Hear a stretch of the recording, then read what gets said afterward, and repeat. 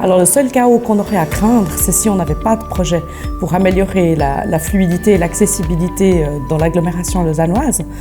Mais c'est vrai que nous allons enchaîner toute une série de chantiers qui vont forcément avoir un impact sur les circulations. L'avantage, c'est que nous les planifions depuis longtemps et puis que nous avons des dialogues intéressants avec aussi bien la ville qu'avec les acteurs pour essayer de phaser les différents travaux de sorte à ce qu'on puisse éviter une situation d'engorgement.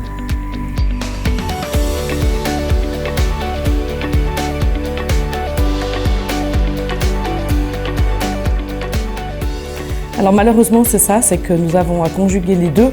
Nous sommes à la fois dans une période où on a enfin obtenu l'argent de la Confédération et où le canton a retrouvé une santé financière qui nous permet d'investir pour rattraper le défaut d'investissement, notamment dans les infrastructures. On le paye, puisque on voit que cette dernière décennie, la démographie a continué, l'économie, elle a connu un grand boom, et à l'inverse, il y a eu un sous-investissement en matière d'adaptation des infrastructures. Nous faisons cet effort de rattrapage, et puis nous essayons aussi de prévoir la demande future pour calibrer ces infrastructures à l'aune de ces prochaines décennies.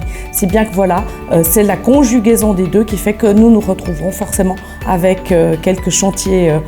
Mais je dois dire que les chantiers, c'est aussi une manière de donner du travail à des entreprises de la région. Ça n'est pas que du chaos, ça n'est pas que une dépense inutile, c'est aussi des postes de travail qui sont non délocalisables dans notre région.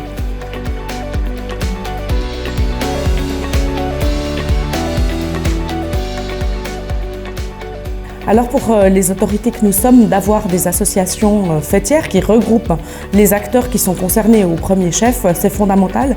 D'abord pour avoir un bon canal d'information dans les deux sens. Nous, ça nous permet d'avoir un interlocuteur quasiment unique pour pouvoir donner l'information, mais aussi recueillir les avis, recueillir les attentes et puis ensemble construire des solutions, notamment le canal d'information.